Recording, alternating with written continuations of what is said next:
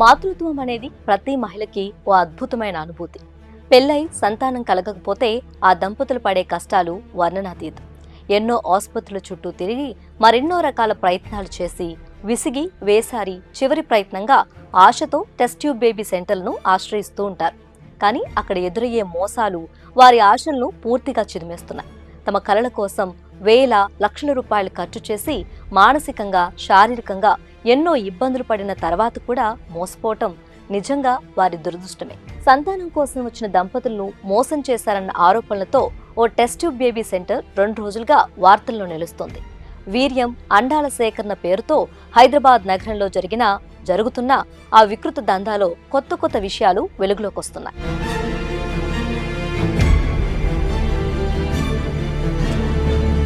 సికింద్రాబాద్లోని సృష్టి test tube baby centre సంతానం కోసం వచ్చిన దంపతులను మోసం చేశారన్న ఫిర్యాదుతో పోలీసులు రంగంలోకి దిగారు. ఒక మహిళ తన భర్త వీర్యకణాలతో సంతానం కావాలని ఈ కేంద్రాన్ని ఆశ్రయించగా ఆసుపత్రి సిబ్బంది ఆమె భర్త కాకుండా మరొకరి వీర్యకణాలతో ఐవీఎఫ్ పద్ధతిలో పిండాన్ని అభివృద్ధి చేసినట్లు బాధిత మహిళ పోలీస్ కంప్లైంట్ చేయడంతో సృష్టి టెస్ట్ ట్యూబ్ సెంటర్ అక్రమాలన్నీ ఒక్కొక్కటిగా బయటపడుతున్నాయి.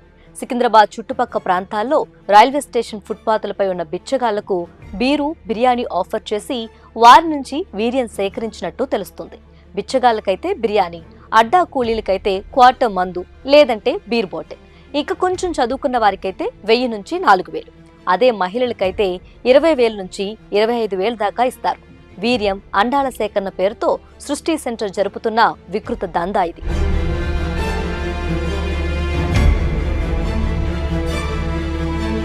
సంతాన భాగ్యం లేక దాతల నుంచి వీర్యం అండాల వంటివి కోరుకునేవారు ఆ దాతలు బాగా చదువుకున్న వారే, మంచి తెలివితేటలు కలిగిన వారే ఉండాలని భావిస్తారు. కానీ ఈ దందా నడిపేవారు వారికి అంటగడుతున్నది బిచ్చగాళ్లు, అడ్డకూలీల వీర్యాన్ని, అండాలను.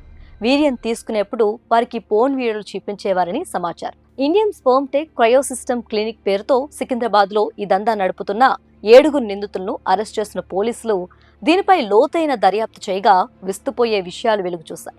ఈ క్లినిక్ యజమాని మేనేజర్గా వ్యవహరిస్తున్న పంకజ్ సోని తన వద్ద కొంతమందిని ఏజెంట్లుగా, టెక్నీషియన్లుగా నియమించుకున్నాడు. వారు బిచ్చగాళ్లకు, అడ్డకూలీలు వంటి వారికి డబ్బు ఆశ చూపించి వారి నుంచి వీర్యం, అండాలను సేకరిస్తున్నారు.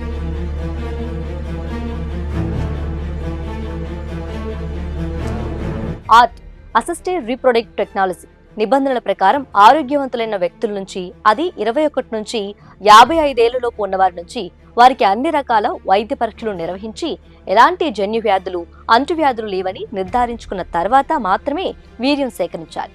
ఒక దాత నుంచి గరిష్టంగా 25 సార్లు మాత్రమే వీర్యాన్ని సేకరించాలి. ఒక దాత నుంచి తీసుకున్న వీర్యాన్ని ఒక మహిళకు ఒకసారి గర్భధారణకు మాత్రమే ఉపయోగించాలి. కానీ స్పెర్మ్ క్లినిక్లు ఈ నిబంధనలన్నింటినీ తోసేసి ఒకే వ్యక్తి నుంచి వారానికోసారి చొప్పున వీర్యం సేకరిస్తున్నారు. ఇండియన్ స్పెర్మ్ టెక్ ఏజెంట్లు బిచ్చగాళ్లు, అడ్డా కూలీలను సంప్రదించి వారానికోసారి ఇక్కడికి వచ్చి మేం చెప్పినట్లు చేస్తే మందుతో పాటు బిర్యానీ ఇప్పిస్తామంటూ వారికి ఆశ పెట్టేవారని తెలిసింది.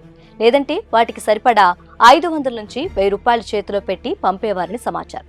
అలా వచ్చేవారు తమకు తెలిసిన మహిళలను తీసుకొస్తే వారి నుంచి అండాలు సేకరించేవారు.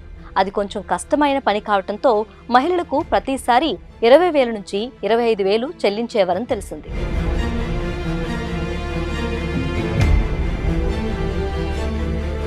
పోలీసుల దర్యాప్తులో భాగంగా నార్త్ జోన్ గోపాలపురం పోలీసులు సృష్టి క్లినిక్ నుంచి పెద్ద సంఖ్యలో ఐవీఎఫ్, సరోగసీ కేసులు, రికార్డులు, ఫైళ్లను స్వాధీనం చేసుకున్నట్లు తెలుస్తోంది.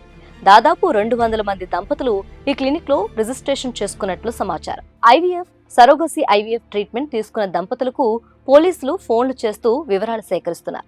కొందరు ఫోన్ కాల్స్ కు స్పందించడం లేదని తెలుస్తుంది. ప్రభుత్వం నుంచి అన్ని పర్మిషన్లు ఉన్నాయని ఈ సెంటర్ నిర్వాహకులు బుకాయిస్తున్నప్పటికీ అసలు వీరికి ఎలాంటి అనుమతులు లేవని పోలీసులు చెబుతున్నారు. దాడుల్లో దాదాపు 20 మంది నుంచి సేకరించిన నమూనాలు, రికార్డులను పోలీసులు స్వాధీనం చేసుకున్నారు.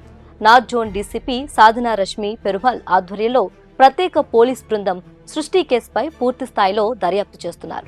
ఐవీఎఫ్, సరోగసీ రాకెట్ వెనుక ఇంకా ఎవరెవరు ఉన్నారనే కోణంలో దర్యాప్తు చేస్తున్నారు.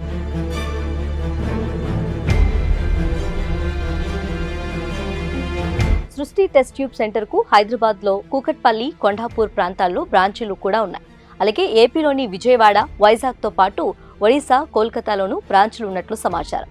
ఇలా దొడ్డిదారిన అండాలు వీర్యం సేకరిస్తూ ఎక్కువ రేటుకు అహ్మదాబాద్కి అమ్మేసినట్టు తెలుస్తోంది. మరోవైపు అక్రమ సరోగసి శిశువులను అమ్మే వ్యవహారంపై రాష్ట్ర మానవ హక్కు కమిషన్ స్పందించింది.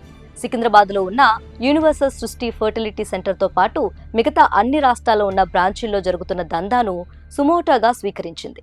ఈ వ్యవహారంపై ఆగస్టు 28లోగా సమగ్ర నివేదిక అందజేయాలని రాష్ట్ర ఆరోగ్య, వైద్య, కుటుంబ సంక్షేమ ప్రధాన కార్యదర్శిని ఆదేశించింది. అయితే ప్రస్తుతం ఈ ఒక్క సృష్టి సెంటర్ మాత్రమే వార్తల్లోకి వస్తుండగా ఇలాంటి దందాలు నిర్వహించే క్లినిక్లు, సెంటర్లు మరెన్నో ఉన్నాయని అంటున్నారు కొందరు జనాలు.